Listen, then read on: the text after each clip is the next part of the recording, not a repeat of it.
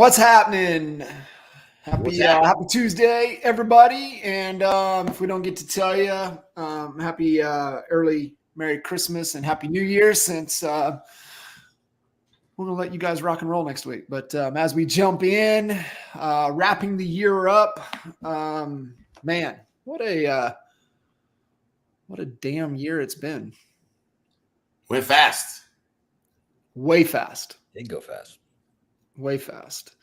We used to always joke about that, right? Like the older you get, we would hear from parents and stuff, and the older it gets, man, it goes by fast. We're like, bullshit, it's slow. It don't ever go fast. Yeah.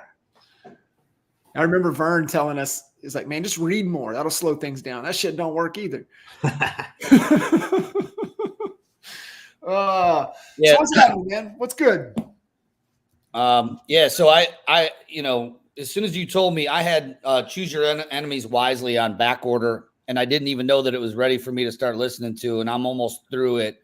But I also got, I'm always getting, the actual book, because the second time around, I'm going to go through and do my highlighting and listen to it. It is a phenomenal read. It is really good. Highly recommend it. But on the reading thing that you just said, yesterday I was at the gym and just listening to him talk about, Patrick Bet-David is who we're talking about. That's the author.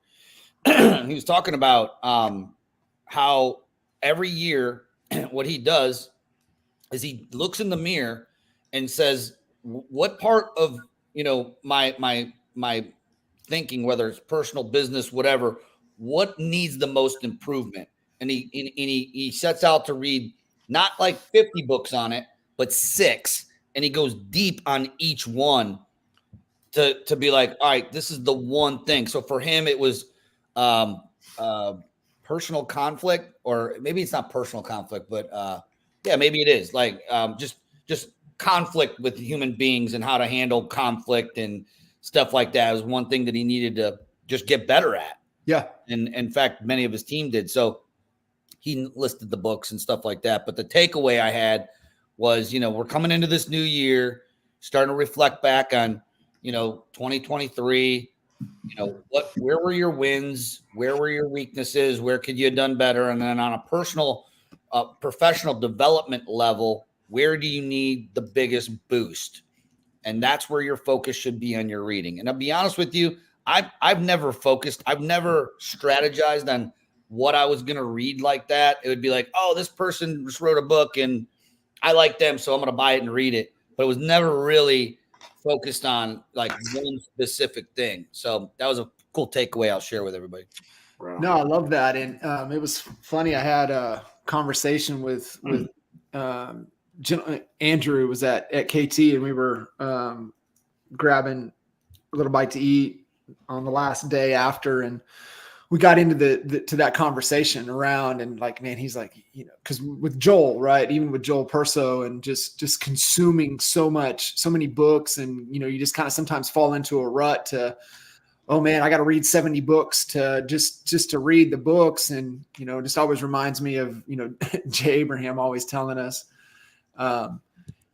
this intellectual entertainment, or whatever he would always say to us, and just reading with intent. And I joked with Andrew. I was like, I used to, when people would post, hey, what book recommendations do you have, I would always throw out, well, what problem are you trying to solve? Yep. And then I said, guess how many people doing that would respond? And nobody, right? Like, so like they're asking for books for attention or whatever reason, but it's like, man, what is the problem? What is the challenge? What are you trying to solve? And then go deep there. And I think that's such a great reminder, Al, of looking at it. And I was trying to pull up, see if I can find it real quick. I have the little framework that we learned from Darren Hardy, and it might even have been in Living Your Best Year or whatever, Darren Hardy's program that he had. And he talked about when you go to really look at that, what you want to add to your point is, where is it? Yes. So he says, okay, what is the number one skill needed to achieve my goals? What's the number one skill that I need to develop? And then his other question to ask yourself is, who do I need? Who do I need to help me achieve these goals? Who do I need to get proximity to? So I think, because you might even have been in the room and it was like, who's those blue marlin relationships that I need to have in 24? Yeah. I need to get proximity to? Who do I need to invest in? Who do I need to spend time with? And then the 5 books or the 6 books, and Bet David's, what Bet David's saying, what are the 6 books that I need to focus on to master that skill? What training programs do I need to invest in to master that skill? And whose rooms do I need to get in? So it's like, identify the skill first, then who, then it's consumption, book consumptions, then it's training programs consumptions, then it's room consumption. And I think if you attack it that way, from all the different ways we learn, right? We have our preferred land, like Al, you talk about, you listen because I know you listen. I listen, but if it's worth getting, then I get, right? Like, going through Shane Parrish's book, by the way, if y'all haven't gone through this, holy shit. And being able to go through here, but I did the same thing, right? Like, this book is just highlighted. And so it's like what you're talking about, Al, what you're going to do with Bet David's book is go back and highlight and listen. It's the other one too, is right here. And, going through this, and even a step further, Al, like what you have, right? When you find something that's trying to look around with your business, you got even the workbook, and you're doing the workbook activities and the exercises to really push it. And I think stepping back when it comes to business is that, guys, it's either traffic, it's conversion, or it's fulfillment. And for most, it's always traffic. Yeah. It really is the traffic. And so it's like, if you haven't committed to traffic, like, guys, listen again, get this book, go backwards and forwards through it. Highlight, do the exercises, find your core 4. And I want to tee this up, and we can come full circle back with anything that you guys want to hit on, because I was, and I think it's just because we had to turn over every rock, and we had to extract every dollar just to survive. Let's call it what it was. Yeah. Is that not only did we have to have our commissions, we had to have our agents' commissions, we had to have transaction fees, we had to everything, but we really had to lean in on the vendor side of things, and those affiliates, and those that get a bite of every apple. And we've pushed on it. It's like, you've got to have a vendor program. You've got to get people that you have sweat and check equity to acquire these opportunities. It's not good business just to give that to somebody if they're not giving something in return to acquire that opportunity. And there's all kinds of ways. There's ways to barter. There's ways to trade. They can write checks. They can do whatever. And this is what I always push. I'm like, of course, your core, your big 3, right? We know title, we know mortgage, we know insurance, attorneys. If you're attorney state, you have those type of relationships. I said, but think about even the termite guy, right? And this is like our relationship with Mac, and Mac, we had an agreement, right? He would slide. He was the guy. He brought the envelope with dollar bills. He brought in cash every month. He brought in cash. Paid us in and cash. I'll never forget, man. He walked in that one day. You and I are sitting there, and he said, "Boys, I ain't paying you no more." We're like, "What?" And he goes, "But I will take care of you in whatever you need." And that was like the best trade-off, right? It was like, "Shit, I got spiders. Call Mac. Hey, we need something over on one of the rentals. Call Mac. Hey, we got this." And Mac was right there. So there's ways to barter through that relationship. But where I'm going with this is that I know everybody wants to increase headcount moving into the new year. There's nobody that's listening to this. If they say, "Nah, I'm just going to do it on my own." Bullshit. At some point next year, you will want some leverage. You will want some boots on the ground, especially if you're committed to traffic, because you're going to get so damn busy that you're like, "I need some help. I need some creative leverage. I need to increase some headcount. I need some who's in my life. And so I started thinking about this, and I was like, affiliates and vendors are not going to free up dollars. In fact, a lot of them are taking dollars away to teams and organizations. They're taking them away. They're just like, hey guys, my business, I can't. I just monetarily, I'm going to go out of business if I do this. So the trade-off has to be, well, you have to still acquire these opportunities. And so I was thinking, and I want your guys' take on this, is that, okay, well, if you're not able to pay, then I need you referring. You need to be a lead getter for our organization. Mm-hmm. So my take is like, I don't need y'all sending me buyers and sellers. I need y'all sending me real estate agents. I need you being a lead getter for me, for my organization to increase headcount. Here's the vision. Here's where we're going. Here's what we're trying to do. Here's what I believe in. You're either on board or you're not. Do you value our relationship or not? Because remember, you paying nothing is not a good business relationship. And I'm going to go find somebody that values what we're doing. And I'm not asking you to write me a check. However, I am asking you to send people our way. I need you to be not only an advocate for us, but I need you promoting us. I need you sending people. I need you to be a lead getter. And I just think, man, like a lot of agents, they're afraid to ask for that. And I think it might be easier to ask for them being a lead getter than asking for money. Mm-hmm. That's Rob Flick 101. Yep. First training I ever watched, and we still have it loaded into the app, I think. Yeah. It's in the coaching section of the Honey Badger app is Rob Flick's training. I recommend if you have not watched it, watch it. And I recommend if you've watched it, I'm going to rewatch it. You just inspired me to rewatch it because some of the best recruits that I've actually pulled on a local level were a referral from one of the affiliates, because when an agent isn't happy where they're at, they're not going to bitch to you about it. They're going to tell their lender about it, their title rep about it, maybe their home inspector about it.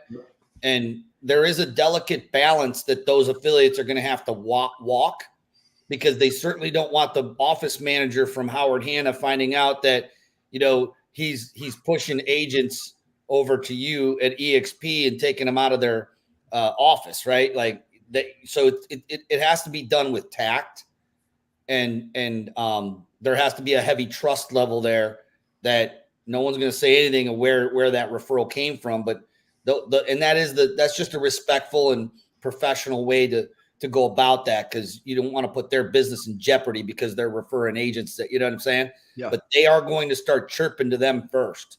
Yep. So I love it. 100% agree. It's an excellent way to, I need to do a better job of myself.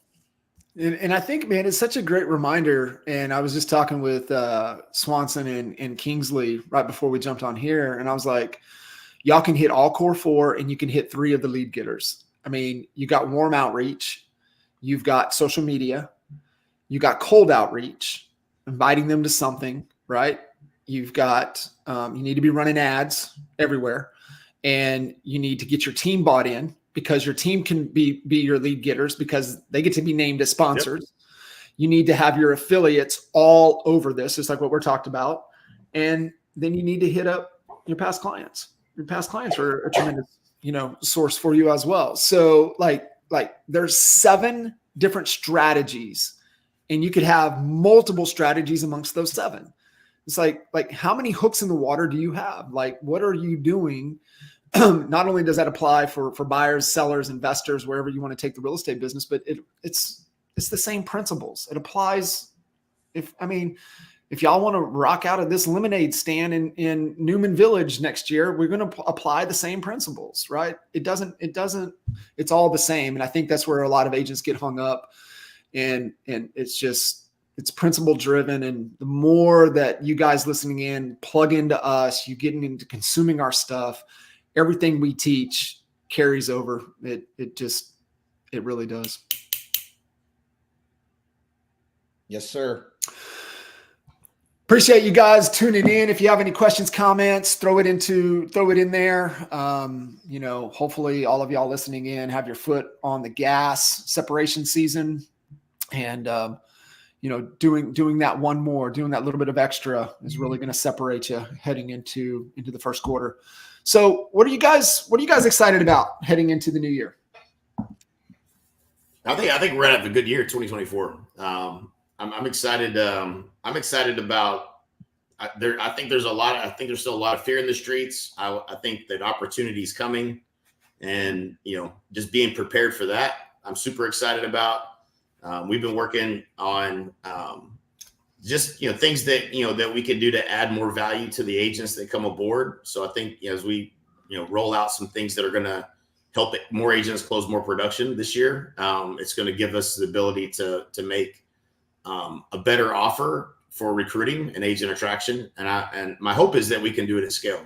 Not 100% convinced that's going to be. It's not going to be easy, but I think it's a goal worthy of pursuing. Is taking the things that we're using that we're getting great results with and trying to scale that.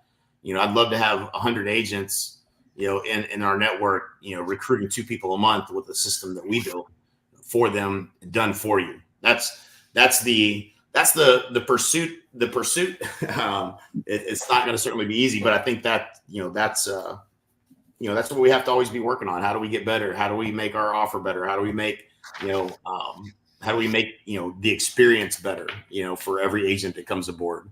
How do we actually get them results and measure the results we're helping them get, make that value visible? Those are the fun things that when we're offline, that's what we're focused on. I'm glad you said that word, results, because at the end of the day, that's all people are buying, right? You get down to it, they're moving away from pain. Some are moving closer to pleasure, but at the end of the day, they're just looking for a result. Mm-hmm. And, there's a lot of phonies out there that are great marketers at making great, irresistible, promises that just are just like, oh my God, that would solve everything. But it's also the proof. And am I actually going to get what I'm signing up for? And, I know you look at from a core value perspective, I know results driven has always been one of ours. And it's something that, like if it's not a value and it doesn't get results, we can't do it. Like we've all, like, I know, Al, you can't put your name on it because we've never been able to put our name on it if it doesn't work. And so I think that's just really important for everybody listening in, is that, I know, guys, you're signing up for results, but just make sure you can fulfill on whatever promises are being made.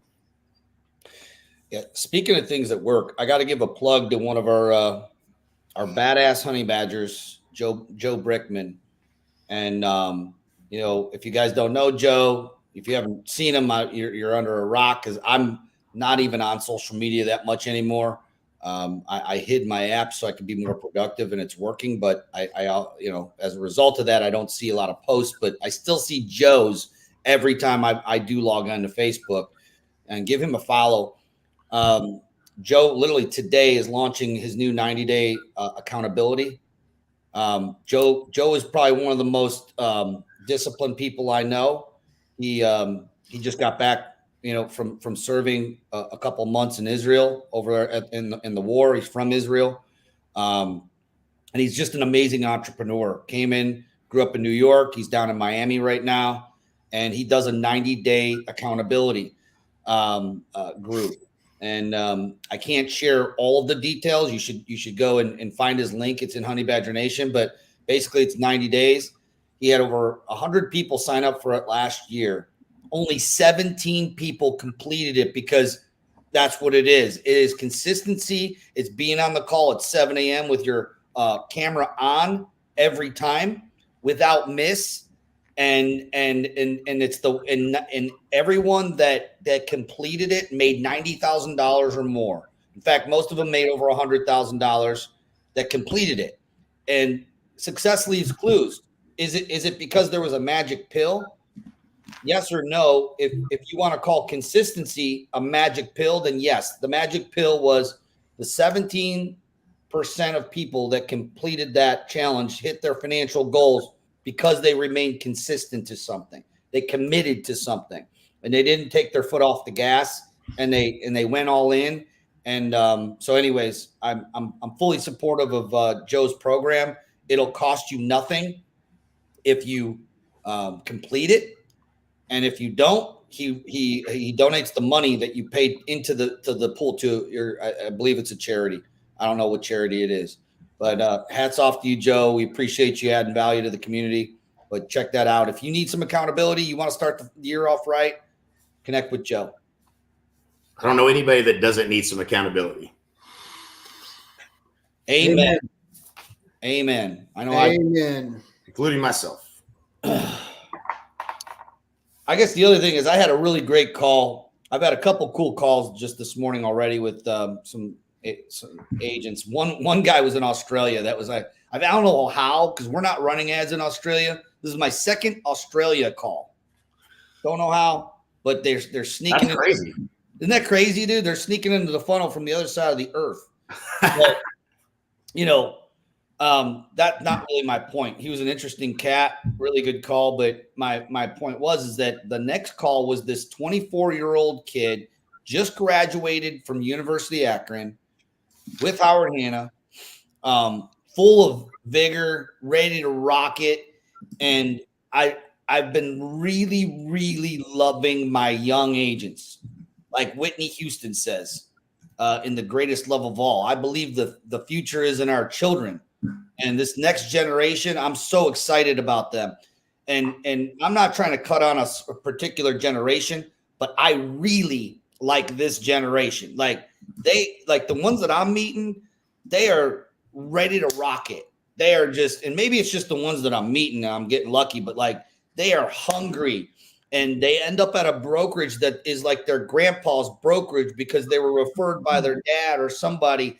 And they just, just like me, I ended up, my first brokerage I was at, I wasn't there because I necessarily chose it. It was just where my dad hung his license. So I just naturally went there. I didn't like interview 3 brokers and try to figure out like where I went.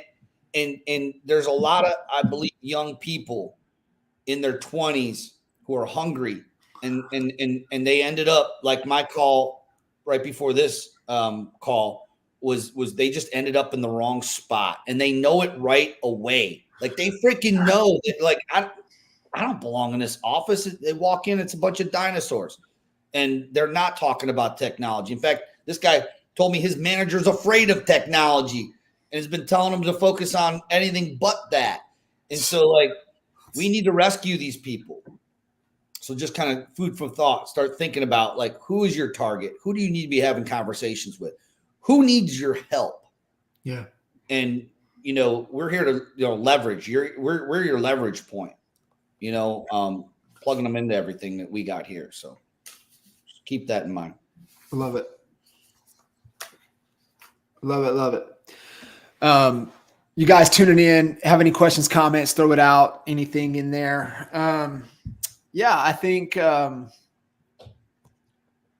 it's going to be an incredible year. I mean, I think there's a ton of opportunity available. I think going back to Al, kind of your point is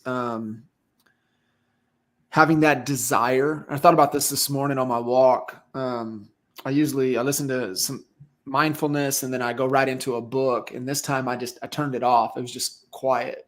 And I hadn't done that in a while.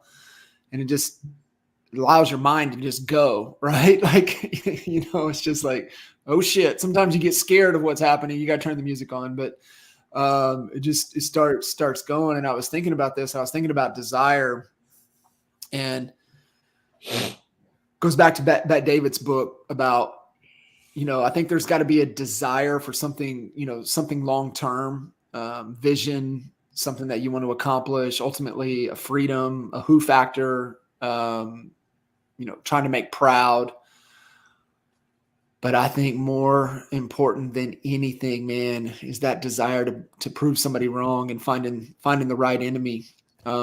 Because, and I've seen it with all of us, all 3 of us, especially, is that, we get to that level and we outgrow those enemies. They're no longer an enemy. And I just think it's so important. And we talked about this at KT last week, because with Kyle Davis, right? Kyle just had early Christmas. Al, he got some early Christmas gifts. Oh, and turned into an agreement that they didn't honor that ends up with the attorneys. So we know all what that means. And he immediately was going to get him in the sights and make them the enemy. And I said something to him that Bet David said is that if you're above them, they're not your enemy. yep. And I said, all you're going to do, man, is get drugged down into the mud. And I said, you got to get a better enemy. Yeah. And he stepped back and he goes, that's exciting, but it's also relieving. I felt like I had to make them my enemy. Right. And he goes, I don't want to waste my energy on them. So good. So good. Like, guys, if you have not gone through Choose Your Enemies Wisely, to me, it is it's the secret sauce. It is the secret sauce. Yeah. That made me think. I literally just listened to that chapter in the gym yesterday. And where you could pick the wrong enemy. That's why it's called Choose Your Enemies Wisely. Yes. You pick someone that you've already beat. That's not inspiring. And what he says, which I believe, is that's your ego. That's your ego getting in the way and holding a grudge. Your enemy isn't someone that you have a grudge against where maybe you just dislike them for a personal reason. That's all ego. Make that person the enemy. He actually told the story as he walked up to that was a multi-millionaire motivational speaker, and he walked right up to him, drove 6 hours to see him through the desert and said, I'm going to beat you. I'm going to build a business bigger than you've ever built, and you ain't going to be able to touch me. And he basically said that, and this guy got right back. It was like, you're nothing, and blah, blah, blah, blah, blah. Too lazy. You don't work hard enough. You'll never be. Yeah. Yep. And he goes, that's exactly what I drove 6 hours to hear. Thank you. Thank you. Yeah. And He recited it word for word a couple times. He goes, I printed it out. I laminated that and carried it with me. Yeah. Funny story about, when we were starting Kinder Reese, and it wasn't intentional, but at the same time that we kind of left, the Proctor organization, and we're kind of me and Mike were doing our own thing. And Jeff Willems had come to town. We had actually gone on tour with Jeff, and we're presenting the websites at one of his little, he was doing these little road shows where they would go to 3 cities at a time. And me and Mike had went and done that. And we were in Dallas, and we were standing, I'll never forget it. We were standing outside of the Westin and just outside the Galleria Mall. And again, Jeff did not intend it this way, but he said, man, I'm doing this. You guys could never do what I'm doing. You could never do. That's what he said. You could never do what I'm doing. He said that to you and Mike? Yeah. Two worst humans on the planet to say you can never do. Oh, no. Yeah. I mean, that shit fucking fired us up more than anything anybody's ever said to us, ever. I could see Mike would print that out and look at that every day. Oh, it was, it drove us for 5. I mean, and in all honesty, had he not said that, I don't know if we would have made it. Like we should have been dead 10 times. You know what I'm saying? Like we should have never survived. But that drove, and we told him, like at one point, he had Top Agent Toolbox, and then it fizzled and he quit doing it and this and that and the other. The next thing you know, we're doing these big events at EGS and everything. And he's like, man, y'all really did it, man. I'm proud of y'all. And he's like, yeah, you probably don't remember this, Jeff, but you made a comment from the very beginning that is the reason we're all standing here today. And so, yeah, man, that choosing that enemy is, and it wasn't that he was the enemy, but we had something to prove. And if you can do it, we can do it. That's I think that story is the exact example, Al, of what we're talking about and what Bet David's talking about. Exactly. Yeah. Really find that fire, because when you're flatlined,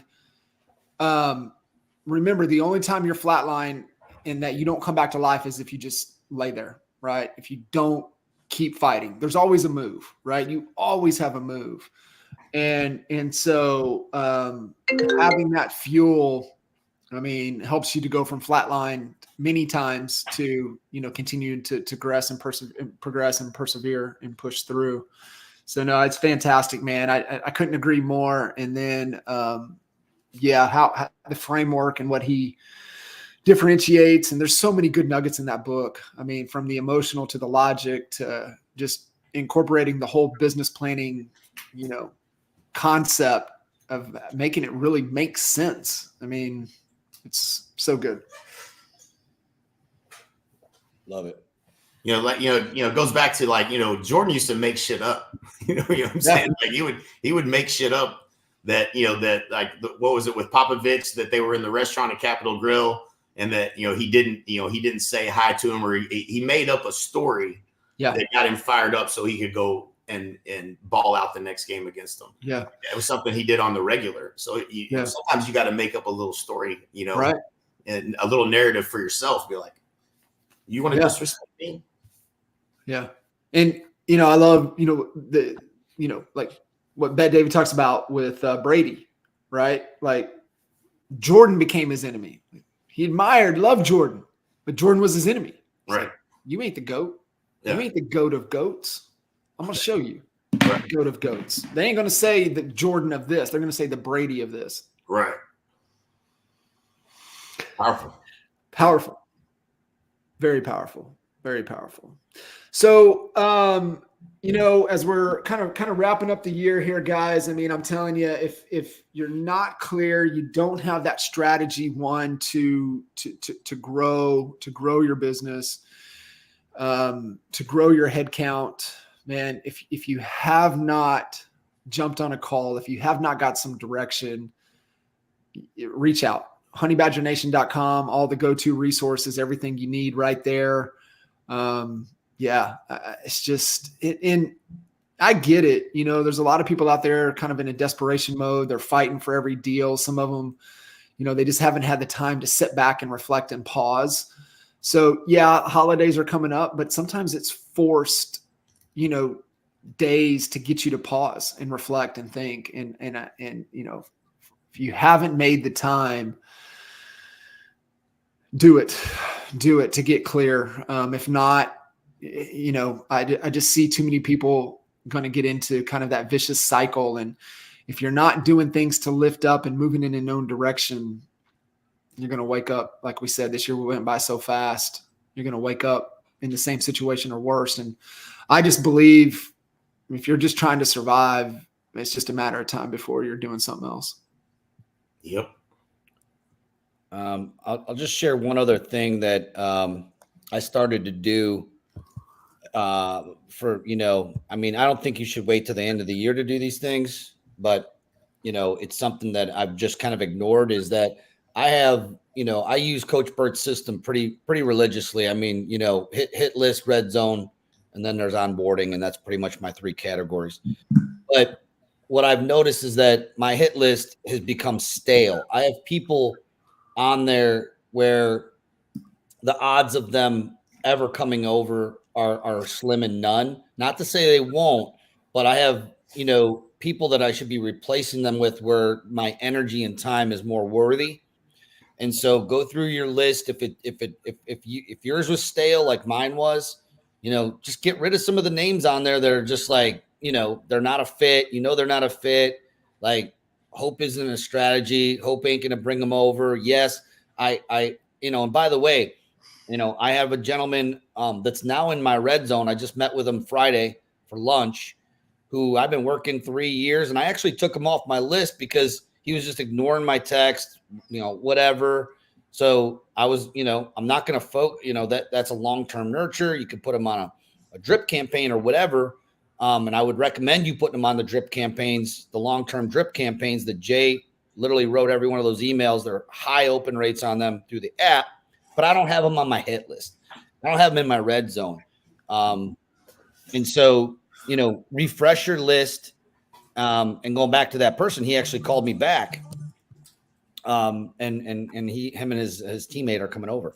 So that's, they will resurrect, but like, we only have so much time in a day. So focus. Go back to your word, man. Go back to your word that you said earlier about Joe, consistency. Consistency, right. Mm-hmm. There's somebody on this list who I'd love to have over, but I want him over more than he wants to come over. So, I'm taking this guy's name is Michael. Love Michael still to this day, but he ain't going to make a move. I know him. You know what I'm saying? Like, I know he ain't.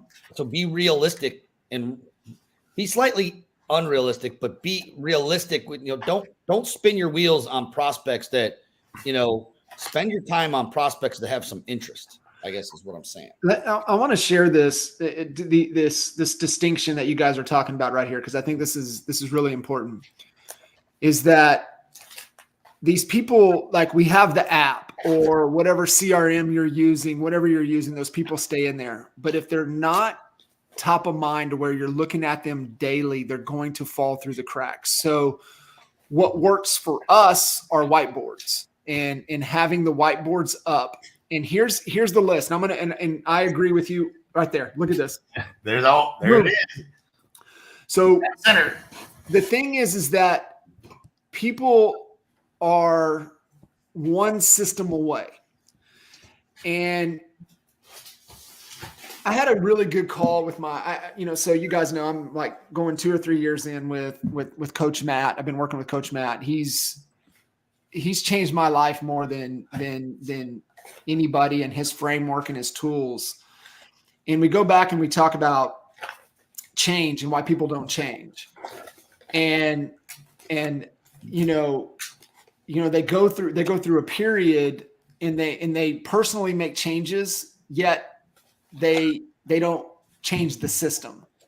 So they have a broken system and they wonder why they don't stay changed. So, like, for example, like I did a long stretch coming out of I don't know if it was 75 hard, but I went like 100 days without drinking.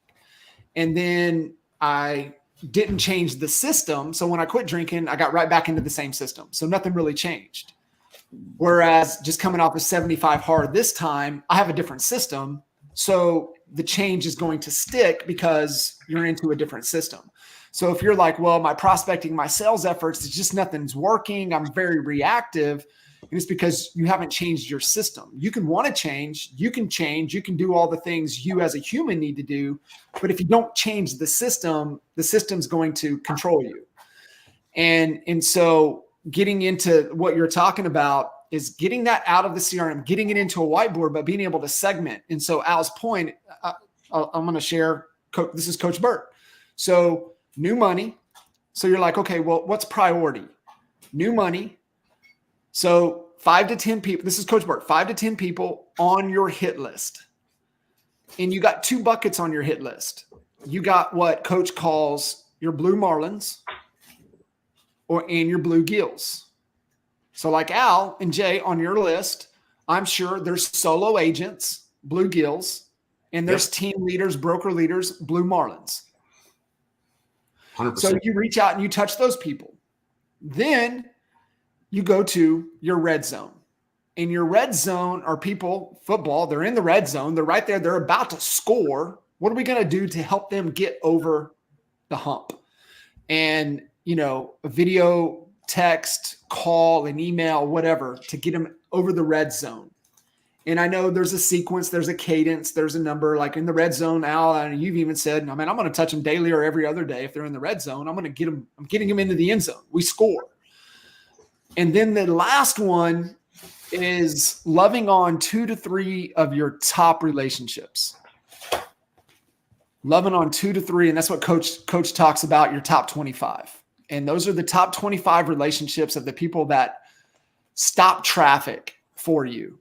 And we always like to joke, hey, you're out at the restaurant, you're out at the bar, you're having a drink or whatever, and somebody says something about real estate. They stop, they interrupt in the conversation. Say, I don't know you, but you're talking about real estate. I would do you a disservice if you didn't reach out to Al Stasek and the Stasek real estate team to help you with your real estate needs. That's the top 25. Mm-hmm. And Coach says, love on 2 to 3 of those every day. So think about that. 5 to 10 people in your blue marlins and in your blue gills, your red zone, and love on 2 to 3 of your top 25, 5 days a week, 2 to 3 hours every day. Yeah. I love that. That's the one thing I didn't do. I haven't segmented my list into the blue marlins. I have about 75% of my hit list is blue marlins. And about 25% is Bluegills. Solo agents. Yeah. You know. Yeah. Coach calls that Phil M. Jones has what he calls his dream six, which is the blue marlins, and his core six, which are the bluegills. And then he has his active. His active is the red zone. So just that naming convention, whatever works for you. I like what coaches. Just an easy distinction. Blue marlin, bluegill. Okay, got that. Red zone, got that. And then who's my top 25 relationships? Who do I need to be loving on today? Sending them a handwritten card, inviting them to coffee, sending them a video message, just thinking about you. What are all those little things that don't scale? I think that's the important thing. How do you love on the people the most and do things that don't scale? Mm-hmm. Love it. That's a system, right? So it's my whole point, just for everybody listening in. That's a system. And if you want change, you can change. But if you change in a broken system, it's not going to stick. If you want to change, you change into a changed system, it's going to stick. So that was one of my lessons from my coaching call yesterday. And it applies to kind of what you guys are talking about here. And I think, man, great systems will produce great results. Love it, man. Great call.